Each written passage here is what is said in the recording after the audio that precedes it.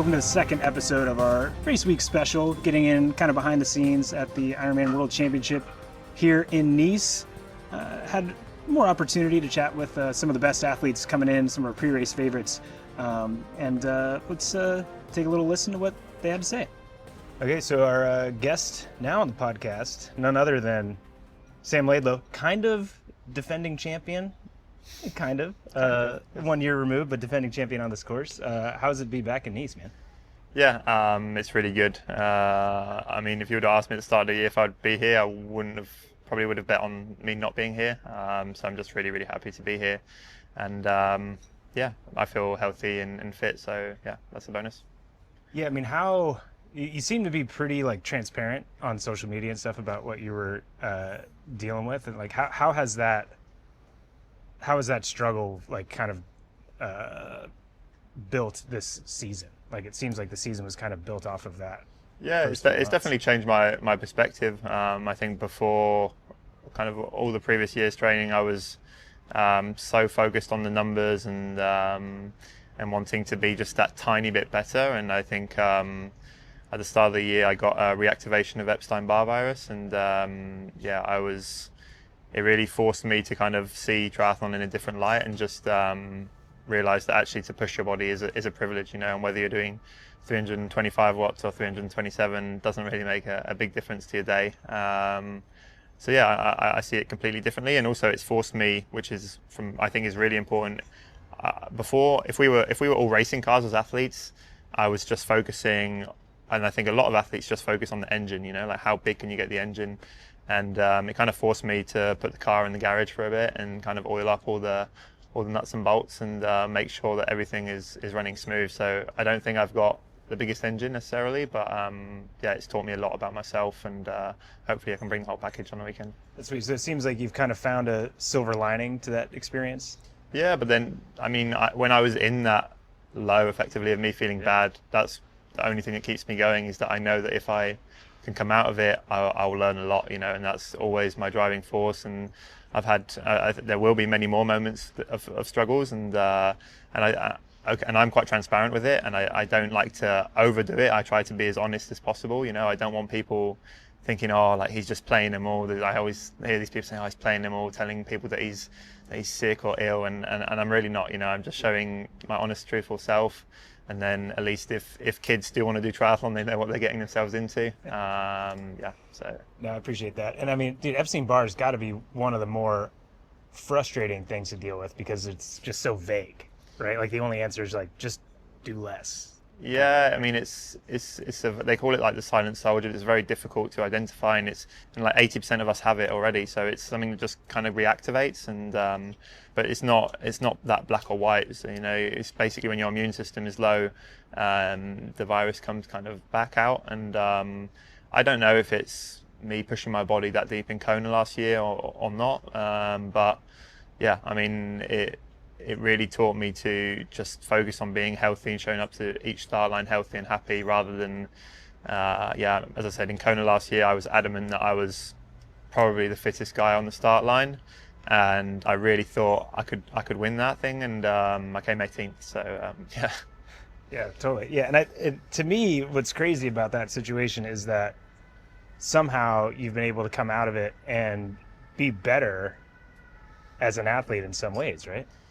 Yeah, I mean, we'll find out on Sunday if I'm better. I think I am. I've learned, as I said, to not just focus on building, just getting the highest VO2 or the highest thresholds. There's so many small things that you can look into to make you a better athlete. And yeah, I've gone into these races. I mean, I went into Challenge Roth with having done 10 hours and 40 minutes average per week. And so, yeah, I really surprised myself. And I'm not saying that will work for everyone, but I think it's crazy how good you can get just on, focusing on quality and health, I'd say. Yeah, and I mean, that was your fastest marathon ever too, right? 2:37?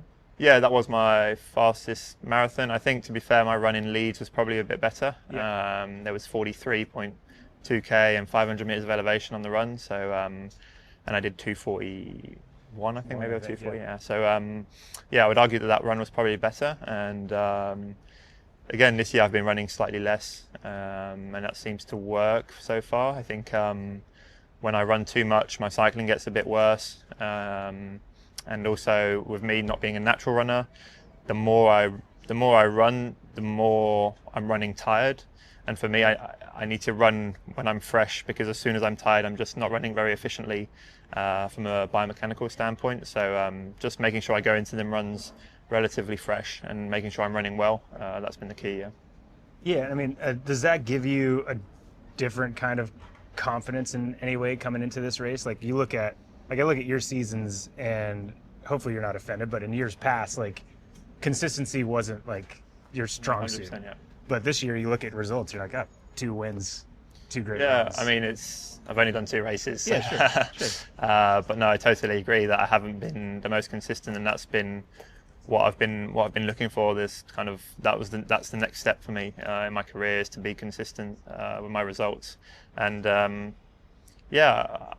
think this year the race, I'm going into it with the confidence that I've had from these previous 2 results already this year, because I went into them races, for me, relatively untrained, whereas last year in Kona I was just trying to do so much, and when I look back at some of the stuff I was doing, I was like, just why, you know? And so now I have the confidence to maybe do a little bit less, and even compared to 2 years ago, I was I think on the Monday of the race week I did a 30k run or something, and yesterday I just did a 25-minute swim. So yeah, we'll see. Hopefully it works out, but I've definitely found a kind of inner peace and confidence, which we'll see if it works out for me in the future. Rad. Does this race to you, does it still feel like a hometown race? And like, do you feel like, I don't feel a pressure from you at all. Like I gather that you feel pressure, but is there something about maybe feeling like a defending champion to a certain extent and having that weight? Yeah, I mean, of course, 2 years ago the crowds were crazy, and I kind of didn't really expect it. But I also I would say I feel less pressure than last year and 2 years ago. 2 years ago, I really felt a huge amount of pressure because I hadn't performed all year. I'd DNF'd in Challenge Roth. I'd finished Challenge Roth, but a long way back, and I DNF'd in Ironman Lanzarote. Yeah. And yet I'd come second the year before in Kona, and Gustav and Christian weren't here in Nice, so I was like automatically the favourite, kind of. And so I felt a lot of pressure 2 years ago, and I managed to kind of shake it off or put it on other people, which I feel I can be quite good at. But I mean, the good thing with the field this year is that it's anyone's game, and you can't. I can't really call myself a favourite. You know, there's people with more world titles. There's people with world titles and Olympic titles. There's T100 world champions. There's world record holders. So it's I really like that aspect of it. You know, it's for me it's almost a bit more like cycling, where if you look at a world championships, there's no, well, apart from nowadays with Pogacar, but there's never really been a clear favourite. You know, it could be 20 guys that could win, and I think that just shows how the sport is evolving and the quality of the field. Yeah, for me, to a certain extent, I feel like that kind of field suits you well to a certain extent, because to me it comes off, it's like reactive racing, and like an athlete that is just going with their feeling and reacting to somebody passing them or whatever, instead of like old school Ironman World Championships. It's like, this, you got to do this, this, and this. But you, to me, seem like the guy that's like, oh, you're trying to drop me on the bike? No, I'll show you what's going on, right? Like, do you respond to that kind of racing? Yeah, certainly. And I think whereas before I was probably one of the only athletes who raced aggressively, now there's more and more athletes to race like that. I think the likes of Jonas Schomburg or Marten van Riel or Jamie Riddle will race very similar to me, and I think that's good for me. But it's also risky, you know. I raced Jonas this year, and he raced so fast out onto the bike that I didn't even see him, you know. So that's how fast it's going. And but yeah, it's really good, and I think I'm happy that I've got hopefully a few allies because the last few years it's kind of been me against everyone else. Yeah. And but I think there's a few guys that no one's expecting who will be up front for quite a long time in the race. Yeah. Yeah, and I mean the Schoenberg has come up a lot, right? Yeah. And people are talking about him, and then obviously you seem to have been an aggressor in the swim the last few years at World Championships. A lot of people are looking to him to maybe pick that up, and talk this year from athletes I've talked to more about possibly a small group out of the swim, where in the last few years we've had 30 athletes. Do you see that happening with Van Riel? I really don't know, to be honest, because there's a lot more good swimmers now, so you could argue that there's more people on the feet. I think if it's a wetsuit swim, I very much doubt that there'll be a gap between me and Blumenfeld or even Magnus. Magnus is a really good swimmer when it comes to swimming in a wetsuit. But yeah, it will be. The course here is the swim course is slightly better than in Kona to get away because there's more boys. Yeah. But yeah, it'd be interesting because there's a lot more good swimmers now, which is great. But yeah, I think guys like Jonas and Jamie and Martin are probably arguably better swimmers than me, you know. So that's again is good for me. And yeah, I've been training with Jamie Riddle for a few weeks, and in terms of pure numbers and talent, he's definitely got it. So we'll see how long he's up the front for. Yeah. He's not afraid to put himself out there, is he? Definitely not. No, he'll go until he blows. And but yeah, I was like that, you know, a few years ago, and I still kind of am. But as you said before, I think that now I have a bit of confidence to maybe, like, I don't feel like I need to come into T2 with a 6-minute lead over Magnus. You know, I feel like I could potentially outrun him, and I do obviously need a bit of a buffer over the likes of Patrick and Christian, but maybe not whatever it was I had last time, 14 minutes or something.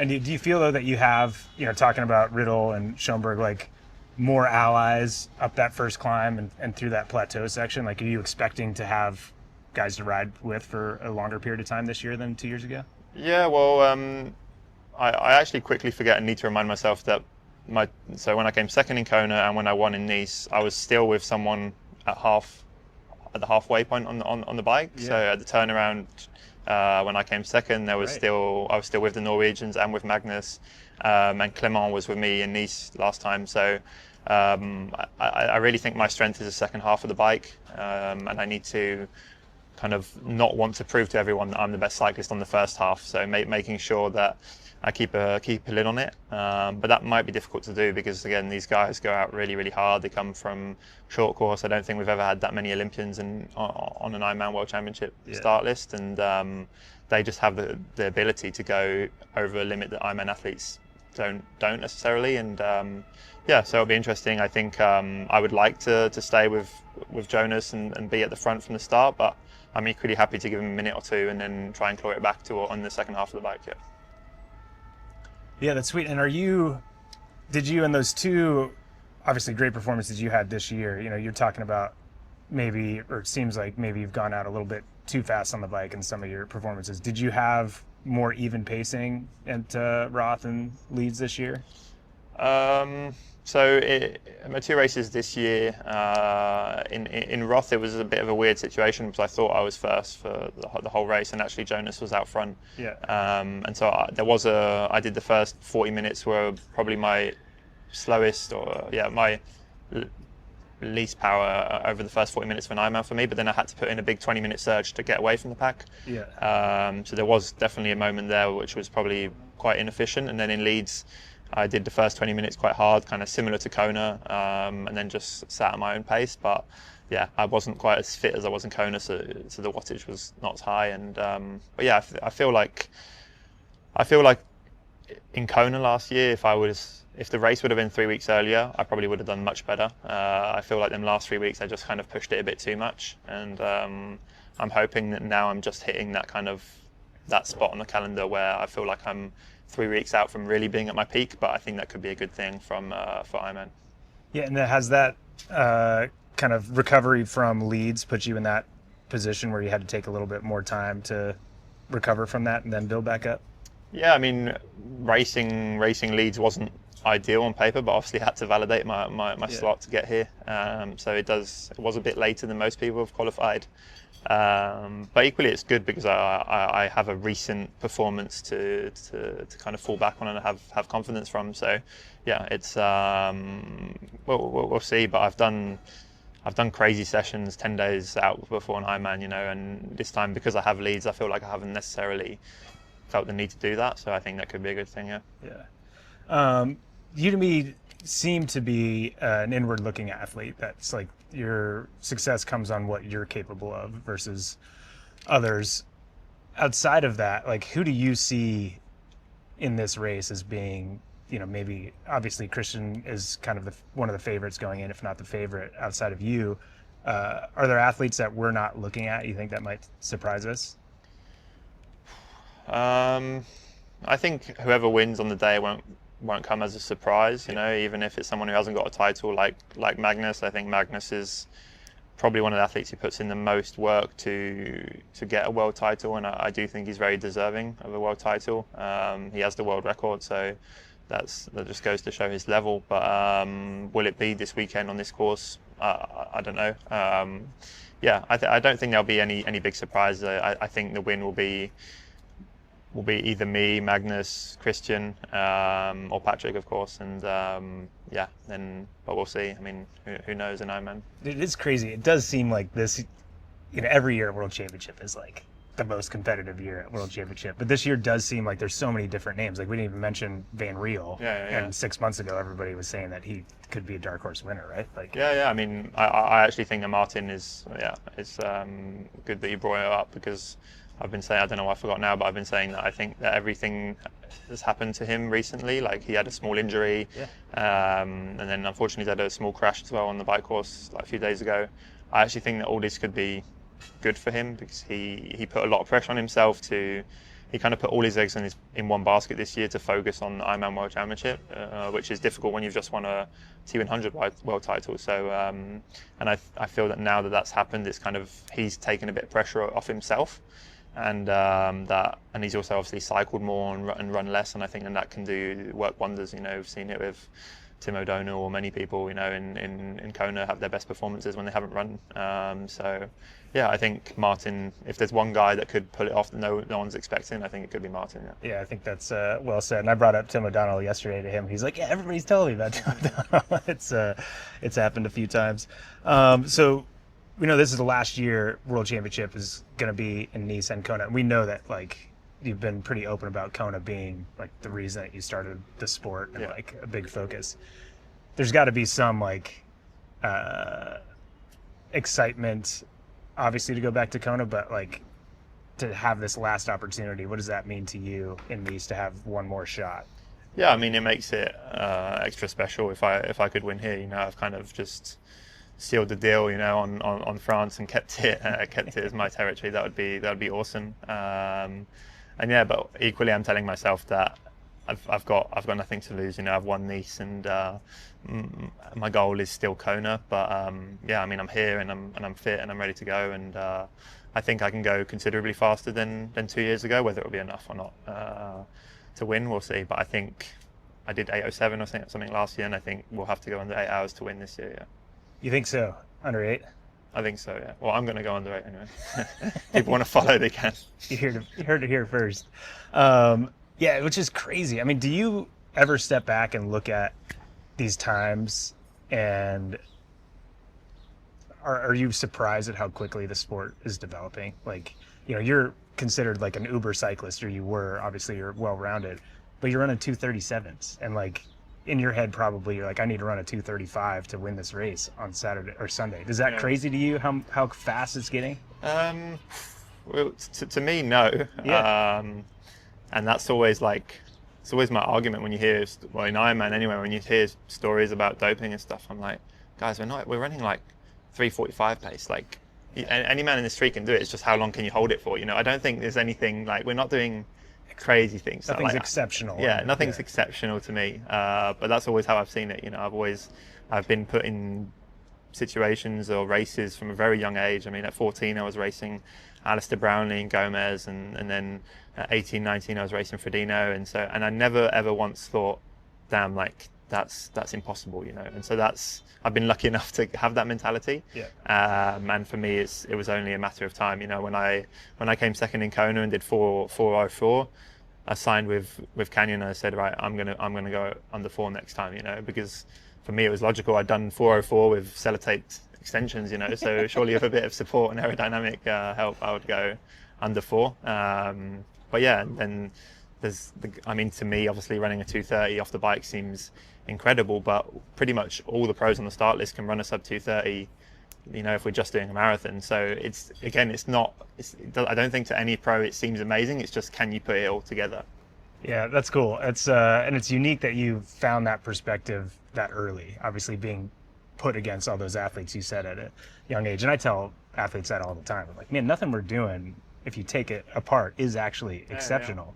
Yeah. But it's that consistency and like what it seems like you're learning this year about actually like holistically being more recovered and like well-rounded is going to allow you to have those performances easily. And that had to be why you had such a good run at Challenge Roth, is you just like put it out there and ran what you could. That had to surprise you a little bit off of that 10.5 hours a week of training? Yeah, I mean, the 2:37 is a good number, but it's also short, the course in Roth, if we're being honest. So it's not that much faster than what I've run, but equally it's by far my best run off that little training, and it was nice to not be chased for once. I'd never been in that position in an Ironman, so obviously when it's like there's a big energy and kind of inertia and momentum, and obviously if the guy in front of you is slowing down and you're going faster, you can really feel that energy and that momentum, and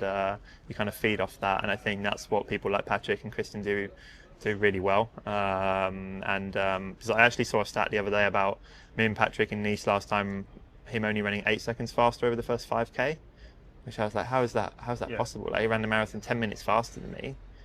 And I still don't know if that's true, so you have to look it up. But if it is, it's crazy, because I didn't fade. I just did 350 pace, 350. Yeah. And so he obviously like negative splitted it.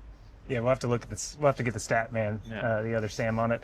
Last year in Kona, you seemed to almost bewildered to a certain extent. Maybe it would be like the vibe I got of you afterwards. Like, it didn't seem like you knew what happened, right? And obviously Epstein-Barr and like the health issues earlier this year maybe pointed to some a little bit. I know you want to win this race on Sunday, but in the end, if you look back at the finish line and you don't win, but you put together a consistent race from start to finish, will that be acceptable to you considering where you were last year? Or is it still like, no man, I'm here to win? Last year was weird. I'd really put a lot of pressure on myself to win that race, and I think my own expectations were really high, and I was like, that, okay, this is the moment, my whole family's here, and I really thought that was my moment. And literally as soon as I finished that race, I was like, I should have won that. I don't know what I did, but I should have won that. And it's funny, and that's what's cool about Ironman, is that you never know what could happen. Literally 3k before me blowing up, I was asking James Mitchell what time I'd swam, so I could figure out what I had to do to break the record. So I wasn't even thinking about coming second. I was only thinking about the record, and then 3k later the lights go out, and I definitely messed up my hydration and nutrition strategy there, and obviously I was really on the limit of what I could on the bike, and sometimes you just need a little bit of luck. I missed a few bottles at the start of the bike, and then tried to catch it up and took too much sodium, and whatever, it is what it is, and that's part of it. And that's the good thing, hopefully, of my career, is that I started it so early that I have many years to learn from these experiences, and I was actually listening to Jan Frodeno's podcast or interview with Gordon Ramsay, because I'm a big Gordon Ramsay fan. Yeah. And he came up with a crazy stat, which is that he said that Gordon Ramsay had more Michelin stars than Jan had done Ironmans, and Gordon Ramsay has 17 Michelin stars, and I've already done 17 Ironmans, so I've already done more Ironmans than Jan's ever done, so it's kind of. So that's, to me, explains why in Nice 2 years ago I was probably able to beat him, is because I already had more experience over the Ironman, I'm not saying it's probably good for your body to do 60 Ironmans, but I'm hoping that now I'm at the peak where I've learned enough, I've done 17 Ironmans or something, and that I've hopefully learned something from all of them and can limit the mistakes. So number 18 on Sunday, and hopefully number 2 world champion? Hopefully. Awesome. Sweet. Thanks, man. Appreciate it. Look forward to watching. Cheers, mate. Cool. Well, next guest on our podcast is Marten van Riel. What's going on, man? First Ironman World Championship, just a few days away. Yeah, I mean, it's very, very exciting to be here to live a bit the atmosphere, and you can kind of just feel like the whole city and everything is building towards Sunday. Awesome. Everything going totally smooth in your prep? Well, I feel like the race can only get smoother than the prep, so no, everything has not been going very well for me. I actually twisted my ankle, well, now almost 2 months ago, and missed almost a month of running because of that. So I've had a very panicky run prep. I think, well, right now I've been running for 3 weeks, so it's going to be a 4-week start to marathon program that I've done.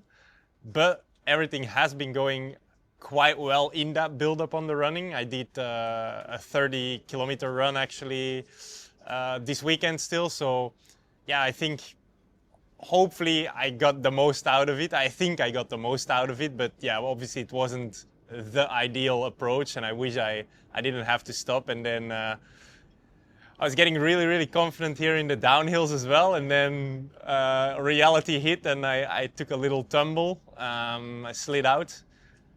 So yeah, the confidence is I'm gonna have to like rebuild the confidence as well before Sunday. But you know, like that's life, and I'm like, given that injury, I'm actually kind of happy already just to be here and to be, well, hopefully make it to the start line.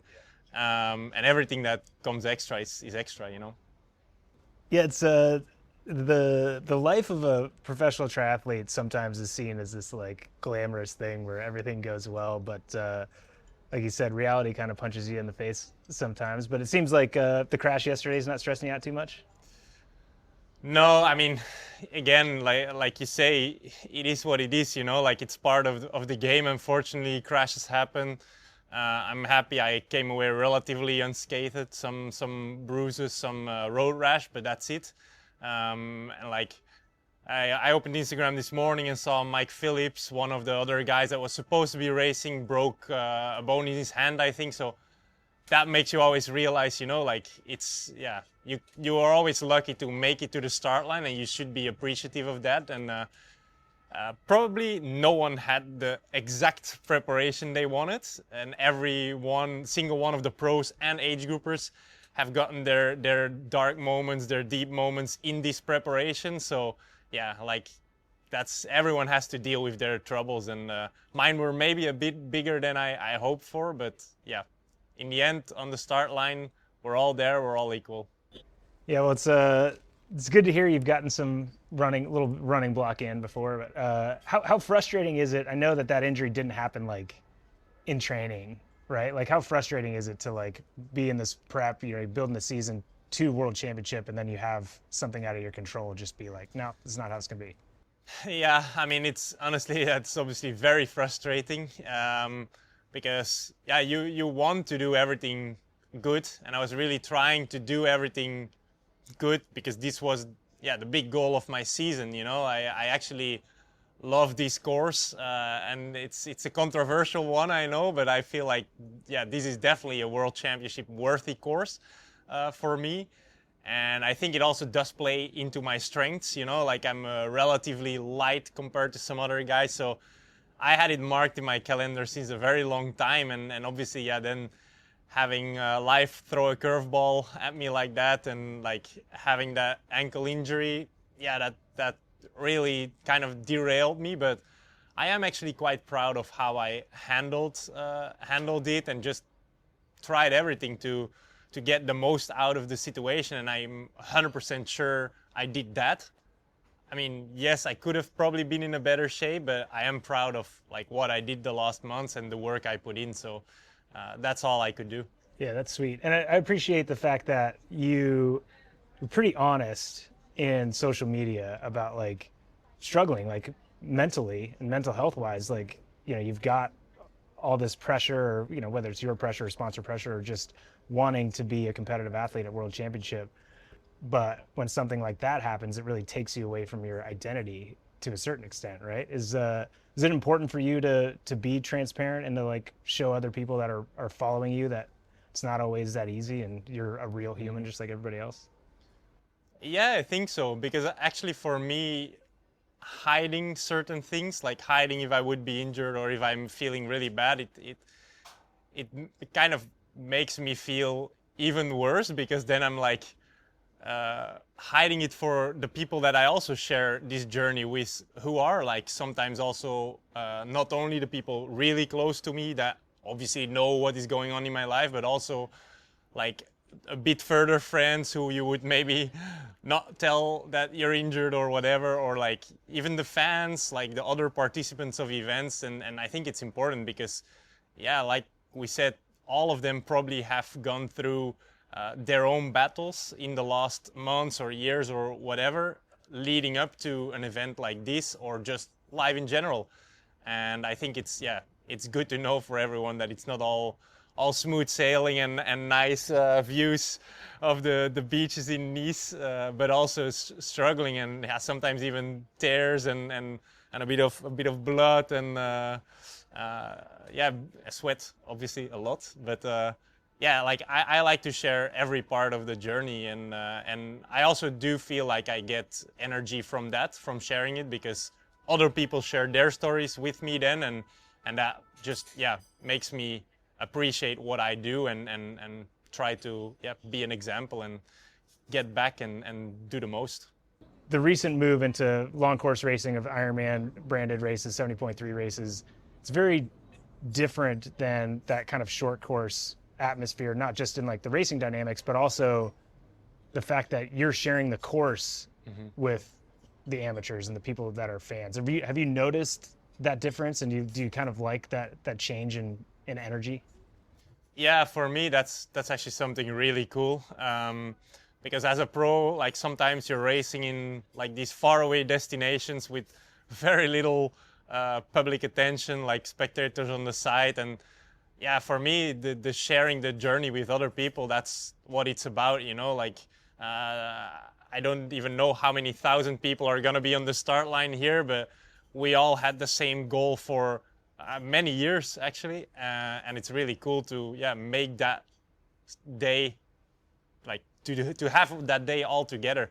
And I think that's really cool. Everyone's gonna have their stories to tell to each other, and I think that's really cool. Like you feel also valued, like most of those people look up to you, like you're an example. So that's a really cool way to share, and I like to also hear of their journeys, how they got here, and that also motivates me. So I think that's what the sport is about, like we just share our passion for triathlon. Yeah, that's awesome. And I think it's cool because I feel like you have a unique perspective as being one of the best athletes in the sport of triathlon, but also kind of a newbie to Ironman, right? And like, tell us a little bit about how, and obviously you can relate to those amateurs, because like you're still figuring out how stinking hard it is just to do that distance, right?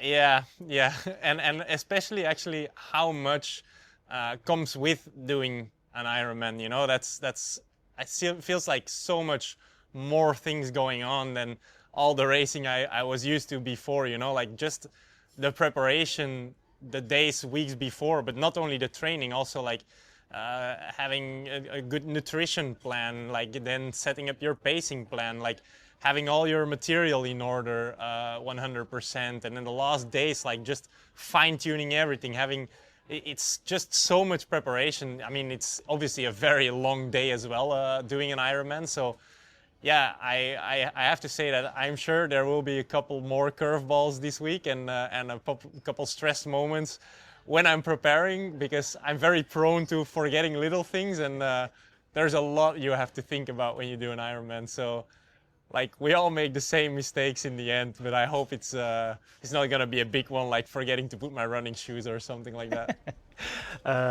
That's awesome. Yeah. What type of errors are you like forget your swim skin at home, or what? You kind of airheady like that? Yeah, usually those kind of things. Like maybe my coach won't like me telling it, but on Saturday, I think he was a bit pissed at me because we had planned a big preparation, like ride, 4 hours on the course, like pretty much race pace.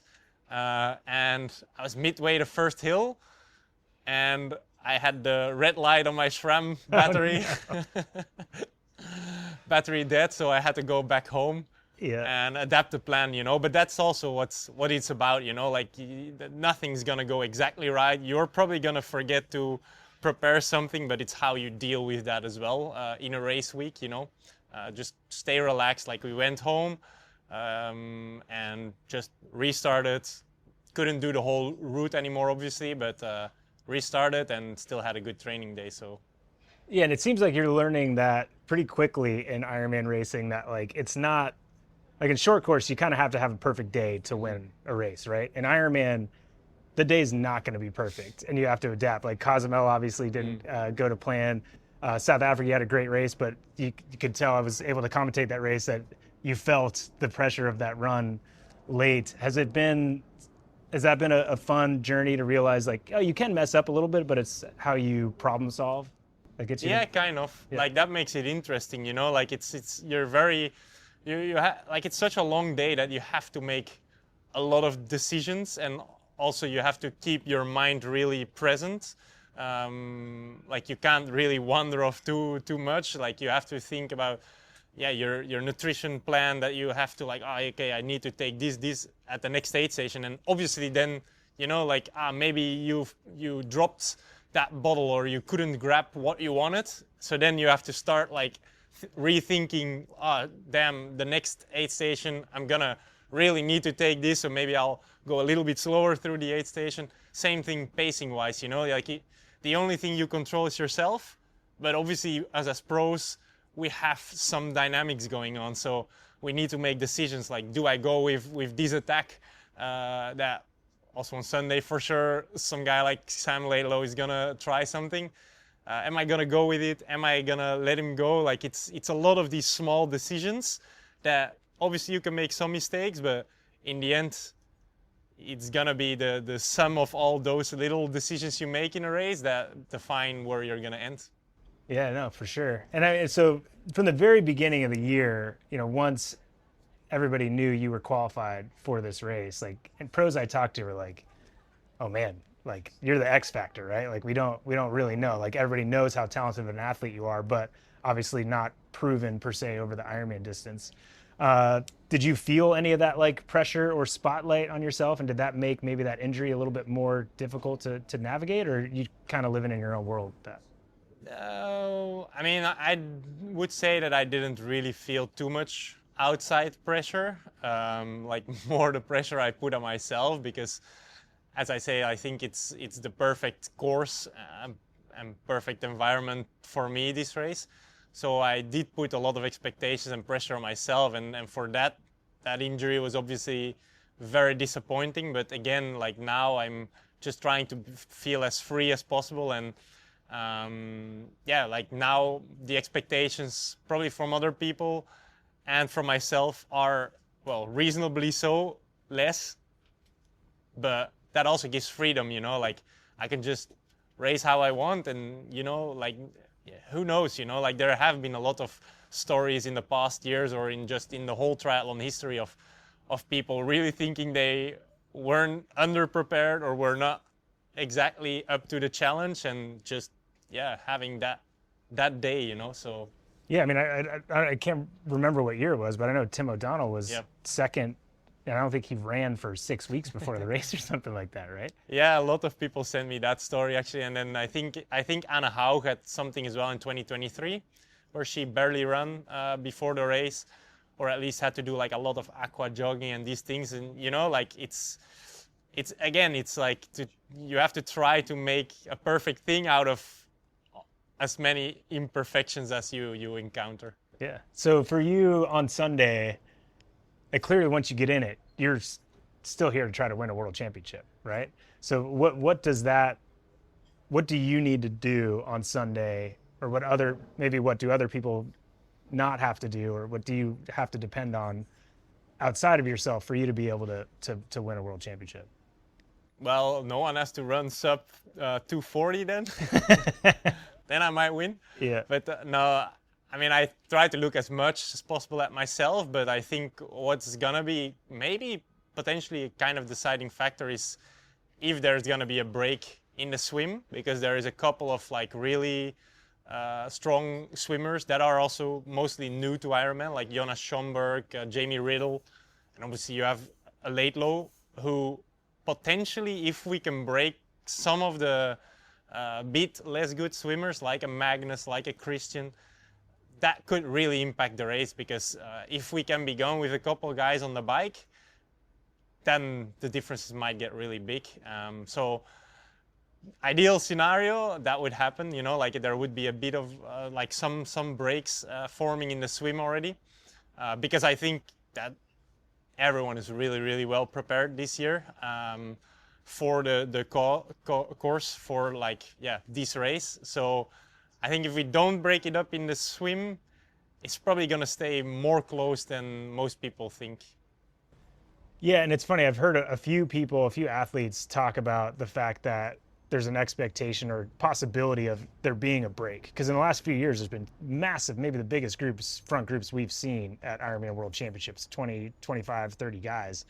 And your name has come up as one of the athletes that will maybe affect that split or be the person that can drive that. Is there and I know you and Sam do some training together and obviously buddies, like, is there camaraderie in that? Like, is it spoken going into the race? Like, guys, you need to take your turns on the swim to be able to like affect this. Like, not one person can hold that weight, right? Yeah, yes. Like, usually we do talk a bit about it. We haven't really, like, yet, but normally we do talk a little bit about it, but there is also usually just this kind of understanding, you know, like we all know kind of from each other what we want and what our strengths are. So we know, like a guy like Sam and me, like we probably know that, especially on the first part where it's a lot of climbing, we're really going to be able to, yeah, use each other, you know, like maybe on the flat parts he's a bit stronger than me, maybe on the climbs I might be a bit stronger, I'm not sure. And then, yeah, the other guys I named, like on the swim as well, like I'm sure they prefer to get away as well. So like they're, yeah, like I probably we're gonna see some of us take it out hard on the swim, and then hopefully we can work a little bit together to, yeah, break some opponents. I'd like to see that, and then it that simplifies things a little bit too, then, right? Because then you have to outrun whoever is in that break with you, right? Yeah, that's it. I mean, I think that if I'm in a good running shape, there's not many of the guys present that could outrun me. I'm realistic, so I know I'm probably not in the best run shape of my life. But yeah, like I still feel confident that if it's not a massive pack, that I have a chance. And I also don't think ever we'd come in with a massive pack on a selective course like this. So yeah, still confident there can be something. That's sweet. And obviously you had the ability to race the 70.3 here. Did that give you a little bit of confidence to like know that you can execute on this course and come up on top? Yeah, for sure. I mean, it's kind of a similar course, especially like the layout. The climb is different, but the descent is the same. And I don't know, I just had a lot of fun as well on the bike, and that also is important for me, you know. Like I'm just also looking forward to having fun on the bike, you know, and just, yeah, have a good day with the boys out and just go hard, you know, like and maybe I'm gonna try to shut my brain off a little bit, don't think too much about the marathon on the bike, and just enjoy, yeah, what I was as a kid growing up. I always wanted to do the Tour de France, so this is a mini Tour de France feeling, so I'm gonna try to enjoy that as well. Yeah, that's sweet. And that to me is what's cool about this course, is that there's always tactics, and even like in Kona, there's like a recipe for how the race is going to go. Like we kind of know how it's going to go to a certain extent, like tactic wise. But here, you're not just looking at your power meter. It's like, oh no, we get to go up that climb, and if Sam puts in an attack, you get to you know, try to bring him back, right? Like, does that get you more excited for the race when you know like you're able to follow your kind of intuition? Yeah, for sure. I mean, I honestly find sometimes the racing a little bit not boring, but being in 180 Ks. You can say it. Where you have to be conservative, you know, especially, yeah, like I think the 12-meter rule is maybe a bit outdated with how fast we're going and how close everyone is on the swim, that you sometimes get rewarded even on a hard course like Kona for racing a bit passively, whereas I think here it's gonna be more about racing aggressively. And also it's not just about the numbers on your power meter. Maybe you're gonna have to really push yourself to get over a climb with a group or with someone else, because you know there's some flat section or a downhill section coming in that you could potentially use someone in front of you to like even just look at his lines or whatever, you know. So it brings a lot of different dynamics than a normal course.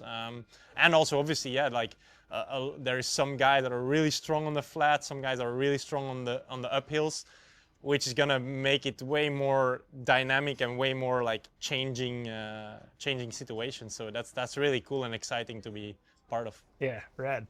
So obviously new to the distance, and I think for a lot of people listening or watching, you're a new personality to a certain extent, right? If they haven't followed short course racing. You seem to me to be someone that is like focused on obviously performing, but having fun. And like a race where you get to have fun, or training with athletes that you have a camaraderie with, like brings that to you. Is there, am I right in that? And is there anything else that maybe these people watching don't know about you that might surprise them in how you approach triathlon or life in general? No, I think you're actually very correct that it's a lot about having fun for me, and that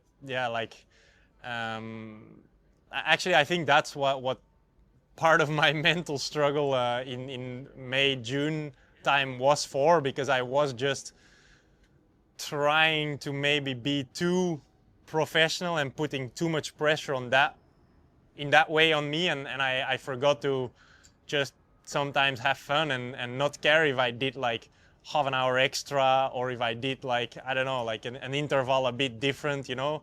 Like it takes a lot of energy for me to do everything perfect. I'm more of like a go with the flow guy and like enjoy what I'm doing. So I realize that now as well. And yeah, like the flow for me, it's the most important thing. And I just try to have fun, you know, because that's all what it's about. Like it doesn't matter if you're a pro or an age grouper.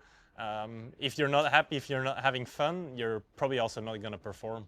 Yeah, and I could see that being a challenge with, trying to overcome that injury, right? Because when you do that, then you're like, okay, I got to focus, I got to be professional, I got to cross all my T's and dot my I's, but it takes you away from what makes you the athlete that you are, which is like really just loving triathlon, right? Yeah, like that, it's a super difficult balance, to be honest. Like, I mean, obviously with my coach, we try to do the things all like perfect and as good as possible, but yeah, you just can't lose that flow, because we're not robots, you know. Like you can't just tell like, okay, theoretically probably a certain interval it would be the best to do for me, but well, I prefer riding a big loop instead of going to one hill and riding it up and down 8 times. And those small little things are like, yeah, that's also part of training, you know. You have to learn them about yourself and realize them about yourself, and like the more I'm trying to push myself into being the perfect athlete, the more that counter works. So maybe there is just no definition of a perfect athlete. Yeah. To me, it's, seeing your journey coming into this race and like what you were saying, your expectations at the beginning of the year and then kind of the end of the year, or where you're at now. Do you feel like you're at a spot now where you're excited to race on Sunday, where I feel like probably when you're going through that, you're like, I just want to get through this. Like, I want the day to be behind me. Like, are you more excited for you to be able to have that fun on race day than maybe you thought you would be a month ago? Yeah, actually, yes. Like, yeah, weirdly enough, like that injury kind of triggered that in me, and I'm just partly here to have fun, you know, and to see where I come. Like, because honestly, I don't like, I still believe there's enough chance to win the race, but I honestly have not even really an idea myself, because it's with this short of a run build-up, it is very hard to compare myself with my old self, kind of. So yeah, like it's kind of just, I'm just free to have fun, like free to race how I want, and like we'll see where it ends. And that's maybe sometimes that can be a dangerous combination for me, like that it's actually, yeah, makes me strong. Yeah, I can see the sparkle in your eyes when you talk about that, because yeah, I mean it's funny because I think, you know, recently over the last few years people have realized like neuroscience and like positivity and that actually has an impact. And I probably now talking to you have more of a thought that you can win this race than possibly before, because you're going in like, what's that difference? Like coming in with pressure, knowing you have what it takes to win, versus I have no expectations to win and just have a good time and see what happens. Like that's the mentality in the athlete, that like you can just go in that much more relaxed, right? And have that fun. Yeah, that's it. I mean, we also saw it last year. Patrick, like not many people were putting too much pressure on him anymore. Like he was kind of let out of a lot of the conversations and then took the tape. So yeah, I think that it, like everyone obviously has their own mental motivations, but that I think it's not bad for me. This obviously I would have preferred to see the whole preparation different, but who knows, you know. That's awesome. Well, man, I'm looking forward to seeing you race on Sunday and excited to see you have fun out there. Yeah, thank you. Let's Awesome. have fun. Thanks for chatting. Okay, our next guest is none other than American Matthew Marquardt, coming off a couple big wins. How's it going, man? Good. It's awesome to be in France. I've been here for almost a week now, and very much settling in and enjoying all aspects of the Riviera life, except for not the late night part. What aspects are your favorite? You know, the weather's perfect. It's pretty much always sunny. I love France in general and French food, and so it's just really been a great time, and love any opportunity to travel and see a new place, even though I've been here before. So it's the double whammy of being able to see something new, but also see it again at the same time. Sweet. And are you excited to take advantage of our last opportunity at IRONMAN World Championship here in Nice? Of course, yeah. You know, it's really great to be back in France, and very excited that we'll be back in Kona kind of for the foreseeable future next year. But at the same time, like there are memories that have been made here, and I've enjoyed being back and kind of revisiting those memories again. So definitely trying to make the most of the fact that this will be the last time, at least for a full distance, Ironman World Championship here in France. Yeah, sweet. Dude, you've had quite the season. Would you think you'd be sitting here with the races and the results that you've had this year if you were thinking about this in February or March?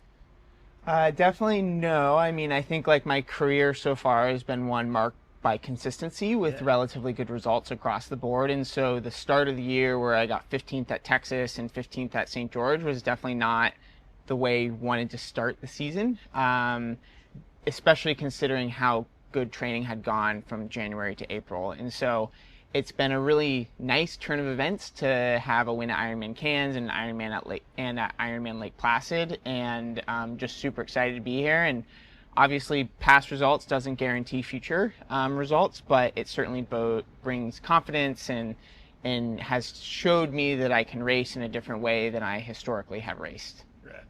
And do you think there's like a silver lining to that? Like I look back at your results and it was like 15th in Kona, I think 35th or so in Topa, and then 2 15ths, as you said, which is very much outside of your like kind of crazy entrance into pro triathlon. Like the fact that you were on the podium like every race you entered.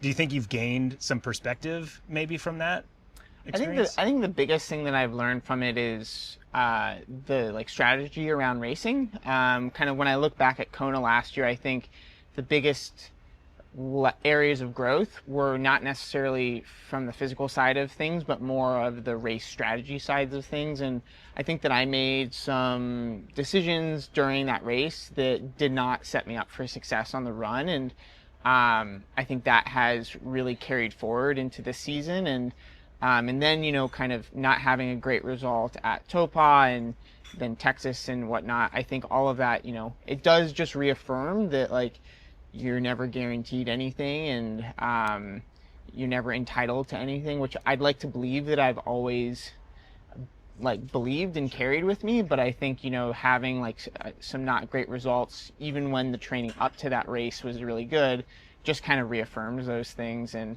just makes me that much more grateful for the results that I've had since. Rad. And it seems like also though, like logistically, like you've had to problem solve a lot because of those results. And tell me if I'm off base, but like I was lucky enough to commentate Cairns and Placid, and I think you even said that you heard me commentating in Placid in transition. I think so, yeah. And like I'm on this trip that's like there to some extent the cramping thing seems to be a benefit because you're starting the bike more casually and it seems like you're riding back half better, and then your runs are on a different level than they were in the past. Do you think that there's something there, or am I just making it up? Yeah, no, I mean, I certainly think like from a confidence level, it's shown me that I can race in a completely different way than I'd ever thought. I think before having these spasms, I very much had this mentality of like, I have to make the front swim group, and if I don't make the front swim group, like things are over. And I very much learned through these spasms and through the racing that that's not the case. And I do think that to an extent, like you have to be careful not to overdo the front half of the bike, and the spasms have forced me not to overdo the front half of the bike. And you know, at the end of the day, it's an 8-hour race, and if you're hammering the first 30 minutes of the bike, you still have like 6.5 hours left. And so you do have to be careful. And I've always liked my mental thought process has always been to back half the race, but sometimes that's easier said than done. And the spasms have kind of forced my hand in that regard. And do you think you've learned enough? Like it's so hard as an athlete too, like you've learned that, but like if you don't cramp on this race, and obviously we hope that you don't, is there still a part of you that might go out super hard, or like will you be able to absorb like, no, I tend to do better if I like chill a little bit? Yeah, I mean, I think that's going to be a little bit of that you can't really figure out until in the moment, and kind of seeing the dynamics of the race play out. But that's certainly going to be a thought that's going to be in my mind of like, you know, reminding myself that, hey, it's a long day, this is a particularly challenging course, and to not overdo it, because it's just a really long day. And everyone can ride well for the first hour, but what really matters is how well you can run the last hour, and so that's really gonna kind of be my focus for this race. Awesome. How are we feeling about the cramping? So I mean, relatively, really pretty good. I feel like we've taken as a medical student, I've taken a very systematic approach, kind of laid out all the things that we thought it could possibly be and ruled out a lot of them. That's part of the reason why I've raced as much as I have this year, is to rule out things and try different things and see what works and what doesn't. And I feel like each race we've gotten progressively better. We obviously haven't completely nixed it yet, but I feel really confident that we know what the problem is, and then the question is going to be whether or not we know the solution to the problem. That's what we're really going to see on Sunday. And so the problem is basically, very simply, is that the arching of my back during the swim is causing a slight compression on one of what we call the nerve roots coming out of my spine. And those nerves are the nerves that control the muscles on the front upper part of my leg, so the quad muscles. And basically what's happening is when I get out of the swim, that compression is being released, and there's basically an overflow of signal going to those muscles, causing spasms, and then things, you know, kind of settle down after a couple of minutes, because when I'm on the bike, I'm flexed forward, and so there's no longer pressure on those nerves, and that's why things kind of miraculously just become better, and, you know, without any problems the rest of the race. So I feel very confident that that's the problem, but whether or not the things that we've done to address that problem will be the solution, I think, is still up for debate. And is there execution at all in the swim that affects that? I know I used to have similar problems, and it's like if I could get on someone's feet and not ever sight, then that arching didn't happen as much. Like, is there that kind of tactic going on with you? Yeah, so certainly like reducing the amount of sighting that I do is going to be a big part of it. We've worked on kind of just strengthening my core in general a lot so that my hips don't sink as much in the water. And then another thing that we've kind of identified as a potential cause is just really tight lower back muscles. And so we've done a lot of stretching, massage, dry needling, etc., to try and loosen up those low back muscles. And so hopefully the combination of all those things will hopefully reduce the amount of like arching in my back, and we'll be able to get through T1 without any problems. Sweet. Again, man, this season has been like, the last few races has been pretty crazy. You got to be stoked on it. And that, to me, that Placid, like Cairns was special because you were just so far back and like you fought to the end, and that was an amazing race. But like Placid, the time that you put on the board in Placid was, for those of us that are mortals and have raced that event, like the fact that you guys are going 750 there is insane. Like that's got to give you a lot of confidence coming to a challenging course like this. Yeah, no, it certainly does. I mean, I think the bike, the run that I put together after the bike that we had at Lake Placid certainly builds a lot of confidence into this course. At the end of the day, I still can't go crazy on the bike on Sunday, but the bike that I put together and then the ability to run the way that I did was huge confidence boost. And we'll see. I mean, I started the run at Lake Placid and I was like, oh, I don't know about this. I don't know if this is going to work or not. And to go 2:39 on that course was really cool. And to like get past for the win and still like maintain your own pace and race and be able to come back. That's gotta feel and that's good. just like some of the maturity in the racing tactics that I would say that I've taken away, especially the last 12 months. Is kind of why I was able to do that in that race. Sweet. And how was recovery after that? It was good. It was really nice to be home for a solid 5 or 6 weeks. Pretty much from the end of April until Lake Placid, I had barely been home for maybe more than a week or two at a time. With that before, like even just a weekend trip here and there, and so it was nice to kind of really settle down, get some med school work done, get some research done, and then also put in a good block of training. And so that's been really nice. And then we've got this, and then I'm straight back into school. So this is like the last little bit of like vacation, I guess, before things get really crazy again. The busiest man in triathlon, no doubt. Especially to me, it's crazy that you are probably the busiest man in triathlon, but you still manage it. You travel more than a lot of North Americans, right? And like, does that give you like a built-in rest, the travel? Yeah, I would say so. In that, triathlon is my break from medicine, and medicine's my break from triathlon. And so, I mean, my vacation days are all spent going to races. So I kind of have to I have to count them as a break, both mentally and in actuality. That's sweet. Well, it's definitely not going to be a break on Sunday. A lot of work to be done. And, the last few years of World Championships, the front swim group has been pretty big. You were able to be first out of the water here 2 years ago.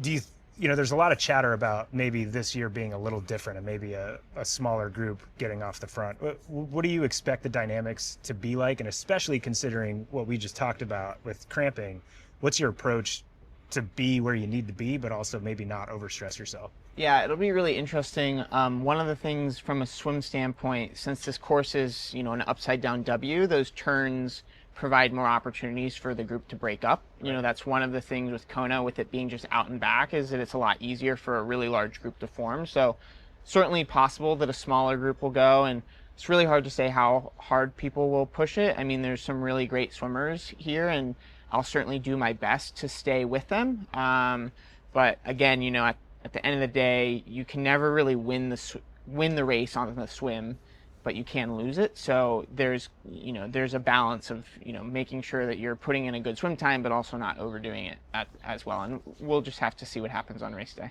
Right on. And this bike course seems to set itself up well for kind of what you have been dealing with and working around that. Like the first 10K, is that going to be enough time for you to like let things loosen up? Hopefully, if a spasm does happen, hopefully the first 6 miles or 15 to 20 minutes of the race should hopefully be enough to kind of let things loosen up, because once you start to go up, you go up really quickly and you have to be ready for it. That's awesome. 2 years ago, you had a great race, but it was like, the 11th place is so hard sometimes, right? You're like, I was top 11 at World Championships. It sounds a little bit different. But to me, you seem like a different athlete than you were 2 years ago, even though, which is crazy to say because you were so impressive in those 2 years leading up to that race. Do you see that? And what do you feel like you're capable of at this race? Yeah, I mean, it's really hard to say exactly like a place that I'll finish, especially because that was obviously a very competitive field that year, but like last year was even more competitive, and I feel like this year is even more competitive because the level of the sport keeps just going up and up, and so a past result is definitely not a guarantee for future. I definitely feel like I'm a much stronger athlete kind of across the board, and really hope that I'll be able to put together a really solid bike and run. 2 years ago, I came into the run having overdone the bike a little bit and was really proud of the run that I was still able to put together. And so hopefully this time I'll be a little bit fresher on the run and can do something even more special, but we'll see. Yeah, it's crazy because you still ran a 2:43. And like, do you consider yourself a much better runner now than you were 2 years ago? Oh, definitely. I think, I've definitely made really good strides on the bike, but I feel like I've made even better strides on the run. Because at the end of the day, like that's the key leg of, I would say that's the key leg of the sport these days is the run. And so that's been a big focus area, and hopefully, I will make the right strategic moves in order to express that on race day. Yeah. And it's so hard for me, sitting where I'm at and being someone that obviously participated in the sport years ago, to see, like, especially at Placid, like, I feel like that front bike group was 5 years ago, you would have called any of those guys Uber cyclists. But then you got off and ran a 2:37, right? 2:39. 2:39. Is it crazy to you how fast, like the all around, like the fact that the Uber bikers you have to run under 2:40 to win a race still? Like, are you new enough to the sport where it doesn't shock you as much as it shocks me? I think I'm new enough that it doesn't really shock me, and I really tried to have a mentality of like that there are no limits, because I think that, yes, like let's just talk about, the 2:30 barrier, like that's been a big thing, but at the end of the day, this is me over philosophizing things, like 2:30 is a construct that humans have made, and in a slightly different timing system, that would be a 2:29:53 or something like that, or 2:40. And so, like, when you set barriers like that, I think all it does is hinder your abilities to really reach your potential. And so I try not to think too much about, like, this time or that time, but, like, okay, can I go a little bit faster than I have previously? That's kind of my goal is always to get a little bit better. And if that little bit better ends up breaking a barrier, then great. That's awesome. I'd be remiss not to ask, because as you said, you're so balanced in your work life. You've got 2 jobs, I guess. You probably have like 3 jobs. I don't know. How is the other side? How is school and that side of life going for you? It's been good. So this summer time, I've been able to race as much as I have because I've been on a research block, which gives me more flexibility to work wherever. And that's gone really well. We got a couple papers out and a couple papers that we're waiting for a result to hopefully get published soon. So that's all really exciting. And then literally the day I get back, I'll be back into rotations. I'll be back in the hospital. And this fall, I'll be doing my internal medicine, psychiatry, and neurology rotations, which, will definitely be like a new experience and one that I'm looking forward to. And, it's busy and certainly a challenge to balance training with rotations in particular, but did it super well from January to April, and so I have no reason not to expect that would happen again in the fall. And so I don't know, it just keeps it all interesting, keeps everything with a purpose and a bigger goal than just one workout or anything like that. That's awesome.